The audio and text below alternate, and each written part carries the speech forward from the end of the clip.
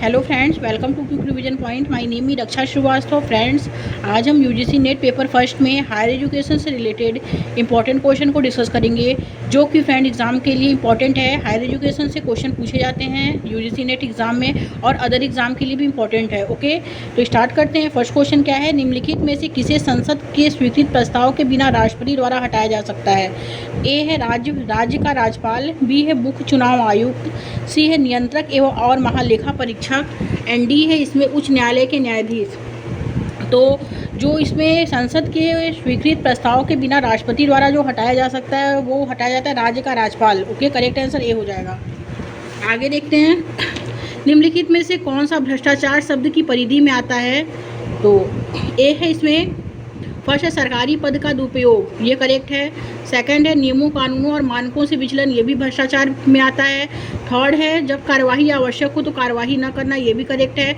And fourth है लोक संपत्ति को नुकसान, ये भी करेक्ट है। तो भ्रष्टाचार में जो है सरकारी पद का दुरुपयोग, नियमों कानूनों और मानकों से विचलन, जब कार्यवाही आवश्यक हो तो कार्यवाही न करना है, लोक संपत्ति को नुकसान, तो इसमें चारों है। ओके, राइट आंसर सी हो जाएगा।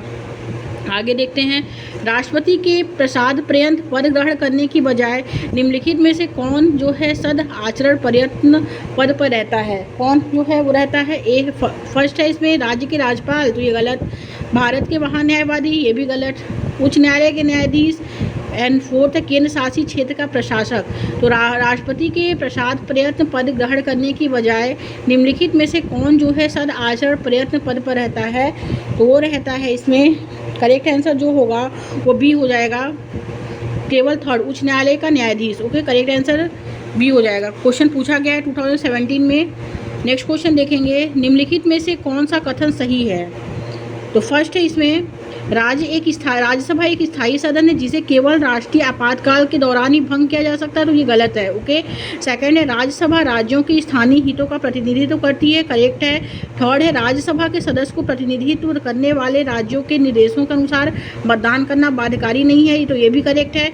एंड फोर्थ है राज्यसभा में किसी भी केंद्र शासित क्षेत्र का प्रतिनिधित्व नहीं है, तो ये गलत है।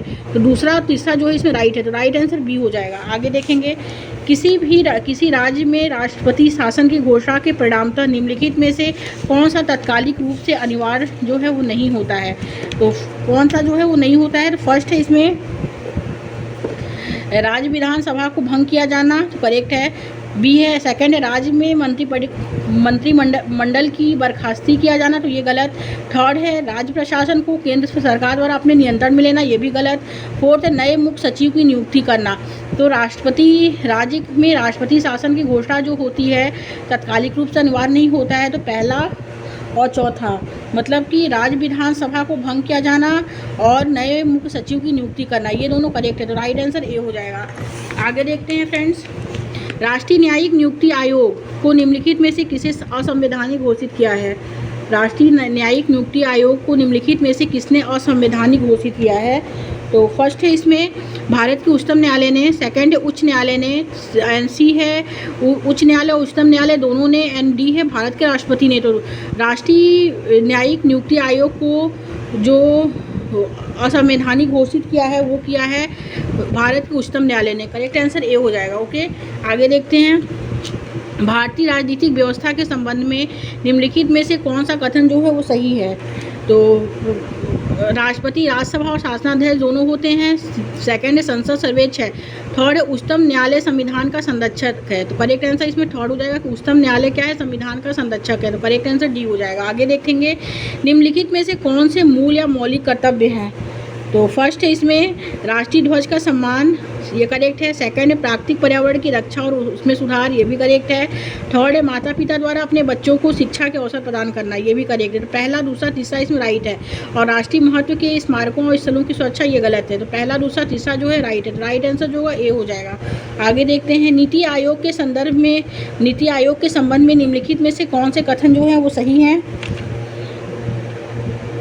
तो फर्स्ट यह एक संवैधानिक निकाय है, तो ये गलत है। यह एक संवैधानिक निकाय है, यह एक सांविधिक निकाय है, ये भी गलत है। थर्ड, यह न तो संवैधानिक निकाय है न ही सांविधिक निकाय है, ये करेक्ट है। एंड फोर, यह एक चिंतन कोष थिंक टैंक है। ओके, तो ये क्या है? ये भी करेक्ट है, तो राइट आंसर जो होगा फ्रेंड वो सी हो जाएगा। आगे देखेंगे, संविधान में एक मद के रूप में लोक व्यवस्था निम्नलिखित में से किसमें आती है? तो ए है संघ सूची में, बी है राज्य सूची में, सी है समवर्ती सूची में, डी है अपशिष्ट शक्तियों में। तो संविधान में एक मद के रूप में लोक व्यवस्था जो निम्नलिखित में से आती है वो आती है राज्य सूची में। ओके, राइट आंसर बी हो जाएगा। आगे देखेंगे, एक राज्य के महाधिवक्ता का कार्यकाल होता है। तो ए है इसमें 4 वर्ष, बी है 5 वर्ष, सी है 6 वर्ष अथवा 65 वर्ष की आयु जो भी पहले हो, एंड डी निर्धारित नहीं है। तो राइट आंसर जो होगा वो डी हो जाएगा, निर्धारित नहीं है। आगे देखते हैं, लोकसभा के संबंध में निम्नलिखित में से कौन से कथन जो है वो सही हैं? तो फर्स्ट है, संविधान में लोकसभा में सदस्यों की संख्या की सीमा तय की गई है, ये करेक्ट है। एंड सेकंड है, संसदीय निर्वाचन क्षेत्रों की सीमा और आकार निर्वाचन आयोग द्वारा जो है निर्धारित किए जाते हैं, तो ये गलत है। एंड थर्ड है, फर्स्ट पास्ट द पोस्ट निर्वाचन प्रणाली अपनाई जाती है, तो ये करेक्ट है। एंड फोर्थ है, मतों के समान रहने की स्थिति में लोकसभा अध्यक्ष के पास निर्णायक मत नहीं होता, तो ये गलत है। तो पहला और तीसरा क्या है? सही है, राइट आंसर ए हो जाएगा। आगे देखते हैं, निम्नलिखित राज्यों में से किस राज्य की लोकसभा में सीटों की संख्या सर्वाधिक है? तो किसमें है? तो ए है इसमें महाराष्ट्र, बी है राजस्थान और सी है तमिलनाडु एंड डी है पश्चिम बंगाल। तो निम्नलिखित राज्यों में से किस राज्य की लोकसभा में सीटों की संख्या जो है वो सर्वाधिक है? तो वो है इसमें महाराष्ट्र की। ओके, राइट आंसर ए हो जाएगा। आगे देखेंगे, संसद का सत्र निम्नलिखित में से किसके द्वारा आहूत किया जाता है? ए है राष्ट्रपति के द्वारा, बी है प्रधानमंत्री, सी है लोकसभा का स्पीकर एंड डी है लोकसभा का स्पीकर व राज्यसभा का सभापति। तो संसद का सत्र निम्नलिखित में से किसके द्वारा आहूत किया जाता है? तो वो आहूत किया जाता है राष्ट्रपति के द्वारा। राइट आंसर ए हो जाएगा। आगे देखते हैं, लोकसभा के संबंध में राष्ट्रपति को निम्नलिखित में से कौन सी शक्ति प्राप्त है? तो इसमें ए है, फर्स्ट है बैठक बुलाना, तो करेक्ट है। अनिश्चित काल के लिए स्थगित करना, तो ये गलत है। थर्ड है सत्रावसान, ये भी करेक्ट है। एंड डी है फोर्थ है भंग करना, ये भी करेक्ट है। तो पहला, लोकसभा के संबंध में राष्ट्रपति की जो शक्ति है वो है बैठक बुलाना और सत्रावसान एंड भंग करना, ये तीनों करेक्ट है। तो राइट आंसर सी हो जाएगा। आगे देखते हैं, संसद के 2 सत्रों के बीच अंतराल निम्नलिखित में से किससे अधिक नहीं होना चाहिए? तो किससे अधिक नहीं होना चाहिए? तो संसद के 2 सत्रों के बीच का अंतराल निम्नलिखित में से किससे अधिक नहीं होना चाहिए? तो वो 6 माह से अधिक नहीं होना चाहिए। राइट आंसर बी हो जाएगा। आगे देखते हैं, मौलिक अधिकार के रूप में निजता का अधिकार निम्नलिखित में से किसमें अंतर्निहित है? तो निजता का अधिकार किसमें अंतर्निहित है? तो ए है स्वतंत्रता का अधिकार, बी है जीवन और व्यक्तिगत स्वतंत्रता का अधिकार, सी है समानता का अधिकार एंड डी है शोषण के विरुद्ध अधिकार।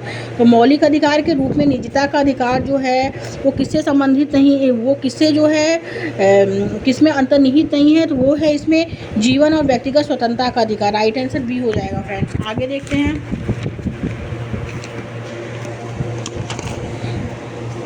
नेक्स्ट क्वेश्चन है फ्रेंड, निम्नलिखित में से कौन योजना आयोग का वास्तविक कार्यकारी मुखिया होता है?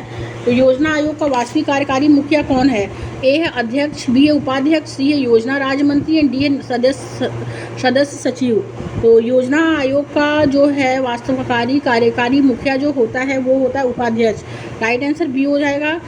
नेक्स्ट क्वेश्चन, विधि के विषय के रूप में शिक्षा की सूची में आती है? ए है संघीय सूची, बी है राज्य सूची, सी है समवर्ती सूची एंड डी है अवशिष्ट शक्तियाँ। विधि के विषय के रूप में शिक्षा जो आती है वो आती है इसमें समवर्ती सूची में आती है। राइट आंसर सी हो जाएगा। आगे देखेंगे, 2 या 2 से अधिक राज्यों के बीच के विवाद पर निर्णय लेने की भारत के उच्चतम न्यायालय की शक्ति किस अधिकारिता के अंतर्गत आती है? वो आती है मौलिक अधिकारिता के अंतर्गत। राइट आंसर सी हो जाएगा। आगे देखते हैं, निम्नलिखित में से कौन से कथन सही हैं? तो फर्स्ट है इसमें भारत में 8 संघ शासित क्षेत्र हैं, तो ये करेक्ट है। सेकंड है 2 संघ शासित क्षेत्रों में विधानसभा है, ये भी करेक्ट है। थर्ड है 1 संघ शासित क्षेत्र का उच्च न्यायालय है, ये भी करेक्ट है। एंड फोर्थ है 1 संघ शासित क्षेत्र 2 राज्यों की राजधानी है, ये भी करेक्ट है। तो इसमें चारों राइट है। राइट आंसर डी हो जाएगा। आगे देखते हैं, केंद्रीय सूचना आयोग के बारे में निम्नलिखित में से कौन से कथन सत्य हैं? तो फर्स्ट है इसमें केंद्रीय सूचना आयोग एक संवैधानिक निकाय है, बिल्कुल करेक्ट है। सेकंड है मुख्य सूचना आयुक्त तथा अन्य सूचना आयुक्तों की नियुक्ति भारत का राष्ट्रपति करता है, करेक्ट है। थर्ड है आयोग अधिक से अधिक 25,000 का जुर्माना लगा सकता है, ये भी करेक्ट है। बट वह गलती करने वाले अधिकारियों को दंडित कर सकता है, तो ये गलत है। ओके, तो पहला, दूसरा, तीसरा इसमें राइट हो जाएगा। तो राइट आंसर सी हो जाएगा। 2013 में पूछा गया क्वेश्चन है। नेक्स्ट क्वेश्चन देखेंगे, पूर्वता अधिपत्र वरीयता क्रम में लोकसभा अध्यक्ष किसके बाद आता है? तो लोकसभा अध्यक्ष जो आता है वो प्रधानमंत्री के बाद आता है। ओके, करेक्ट आंसर सी हो जाएगा। और ये भी 2013 में पूछा गया क्वेश्चन है। Next question, doctor Bhimrao Ambedkar ने निम्नलिखित अधिकारों में से किसे भारतीय संविधान का हृदय और आत्मा कहा था? तो ए है अभिव्यक्ति की स्वतंत्रता, बी है समानता का अधिकार, एंड सी है धार्मिक स्वतंत्रता का अधिकार, एंड डी है संवैधानिक उपचारों का अधिकार। तो इसमें जो भीमराव अंबेडकर ने भारतीय संविधान को हृदय और आत्मा कहा है, तो वो संवैधानिक उपचारों के अधिकार को कहा है। राइट आंसर डी हो जाएगा। ओके, आगे देखते हैं। निम्नलिखित में से किसने भारत में जिला कलेक्टर का पद जो है सृजित किया? ए है लॉर्ड कॉर्नवालिस, बी है वारेन हेस्टिंग्स, सी है the Royal Commission of decentralisation, and D है सर चार्ल्स मेटकॉफ। तो करेक्ट आंसर जो होगा फ्रेंड वो हो जाएगा बी, वारेन हेस्टिंग्स। आगे देखते हैं। एक नागरिक के मूल कर्तव्यों में सम्मिलित है, क्या सम्मिलित है? फर्स्ट है संविधान, राष्ट्रीय ध्वज का व राष्ट्रगान का सम्मान, बी है वैज्ञानिक मन स्थिति का विकास, सी है सरकार के प्रति सम्मान, एंड डी है वन्य जीवों की रक्षा। तो राइट आंसर जो होगा फ्रेंड वो हो जाएगा कि एक नागरिक के मूल कर्तव्य में सम्मिलित जो है वो है संविधान, राष्ट्रीय ध्वज व राष्ट्रगान का सम्मान, वैज्ञानिक मन स्थिति का विकास और वन्य जीवों की रक्षा। पहला, दूसरा, चौथा करेक्ट हो जाएगा। करेक्ट आंसर बी हो जाएगा। आगे देखेंगे। भारत का राष्ट्रपति शपथ लेता है, कब शपथ लेता है भारत का राष्ट्रपति? तो ए है भारत की प्रभुसत्ता और अखंडता को बनाए रखने की, बी है भारत की संविधान में सत्यनिष्ठा और विश्वास की, सी है देश के संविधान और कानून को बनाए रखने की, एंड डी है देश के संविधान और कानून को संरक्षित, सुरक्षित एवं प्रतिरक्षित करने की। तो भारत का राष्ट्रपति शपथ जो लेता है वो लेता है देश के संविधान और कानून को संरक्षित, सुरक्षित एवं प्रतिरक्षित करने की। करेक्ट आंसर डी हो जाएगा। आगे देखते हैं। भारत के महान्यायवादी के संबंध में निम्नलिखित में से कौन सा कथन जो है वो सही नहीं है? तो फर्स्ट है राष्ट्रपति उस व्यक्ति को भारत का महान्यायवादी नियुक्त करता है जो उच्च न्यायालय का न्यायाधीश बनने के योग्य हो, बिल्कुल करेक्ट है। और सेकंड है इसे देश के सभी न्यायालयों में प्रस्तुत करने का अधिकार प्राप्त होता है, तो ये गलत है। थर्ड है इसे लोकसभा और राज्यसभा की कार्यवाही में भाग लेने का अधिकार है, ये भी गलत है। एंड फोर्थ क्या है इसमें, इसकी निश्चित अवधि होती है। तो महान्यायवादी के संबंध में निम्नलिखित में से कौन सा कथन सही नहीं है पूछा है, तो जो नहीं है वो होगा इसमें दो ऑप्शन इसमें राइट हो जाएगा, वो फर्स्ट एंड फोर वो क्या है गलत है। ओके, बाकी ये दो तीसरा चौथा है तो दूसरा और तीसरा तो पॉजिटिव है, सही है, और पहला और चौथा गलत हो जाएगा। तो राइट आंसर ए हो जाएगा। ओके, आगे देखते हैं फ्रेंड्स। राष्ट्रपति प्रणब मुखर्जी भारतीय उच्च अधिकारियों से परस्पर बातचीत करते समय तथा सरकारी टिप्पणी आदि में निम्नलिखित में से कौन से पूर्व नियोजन का प्रयोग जो है समाप्त करना चाहते हैं? तो कौन से? फर्स्ट है इसमें हिज एक्सीलेंसी एंड महामहिम। ओके, पहला और दूसरा क्या है इसमें राइट हो जाएगा। तो राइट आंसर जो है सी है। आगे देखते हैं फ्रेंड्स। नेक्स्ट क्वेश्चन क्या है?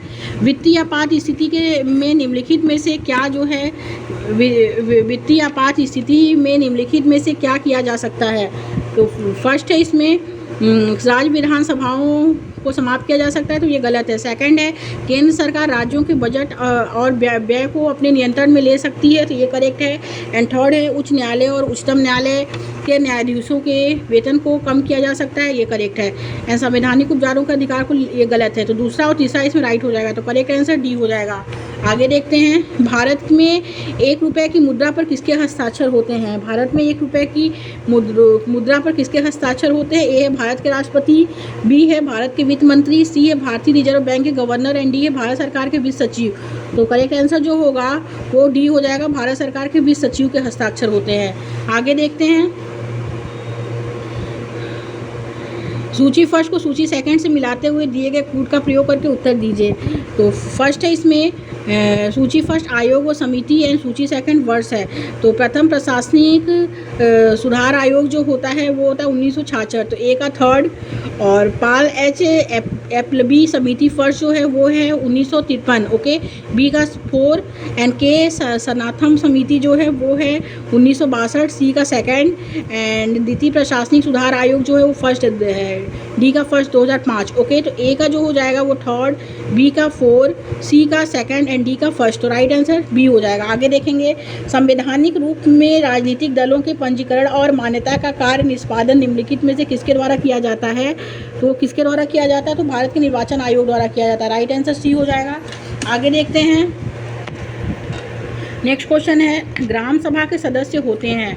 ग्राम सभा के सदस्य होते हैं ए है सरपंच, उप सरपंच एवं सभी निर्वाचित पंच, एंड बी है सरपंच, उप सरपंच एवं ग्राम स्तरीय कार्यकर्ता सिविक्स से क्वेश्चन भी फ्रेंड हायर एजुकेशन में पूछे जाते हैं नेट में। ओके, तो ये इम्पॉर्टेंट क्वेश्चन है, ये यूजीसी नेट के लिए ही नहीं है, अदर टीचिंग एग्ज़ाम के लिए भी इम्पॉर्टेंट है। ओके, तो ग्राम सभा के अध्यक्ष जो होते हैं वो होते हैं इसमें ग्राम पंचायत के पंजीकृत मतदाता। राइट आंसर डी हो जाएगा।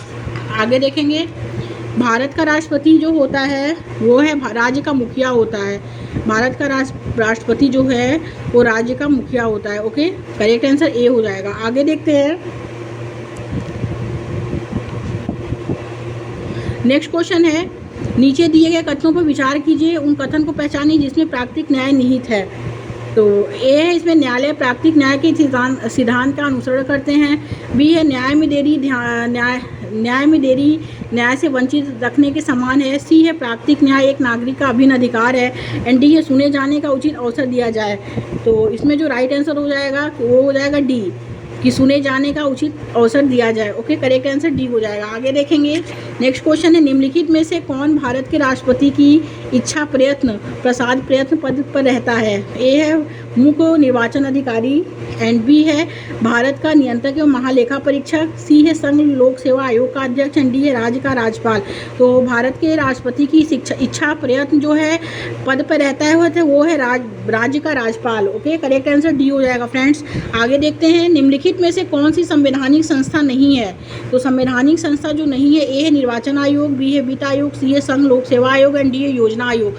वो डी हो जाएगा, योजना आयोग। आगे देखते हैं, निम्नलिखित में से कौन सा कथन सत्य नहीं है। तो वो है इसमें भारत में संसद सर्वोपरि है। करेक्ट आंसर ए हो जाएगा। आगे देखते हैं, निम्नलिखित में से कौन सा कथन भारतीय लोकतंत्र के गणतांत्रिक स्वरूप को दर्शाता है। तो ए है लिखित संविधान, बी है स्थानीय निकायों को शक्तियों का स्थानांतरण, एंड सी है राज्य का कोई धर्म नहीं, एंड डी है चयनित राष्ट्रपति तथा सीधे या परोक्ष रूप से चयनित संसद। तो इसमें जो राइट हो जाएगा कि निम्नलिखित में से कौन सा कथन भारतीय लोकतंत्र के गणतांत्रिक स्वरूप को दर्शाता है, वो है इसमें चयनित राष्ट्रपति तथा सीधे या परोक्ष रूप से चयनित संसद। ओके, करेक्ट आंसर डी हो जाएगा फ्रेंड्स। Thank you friends.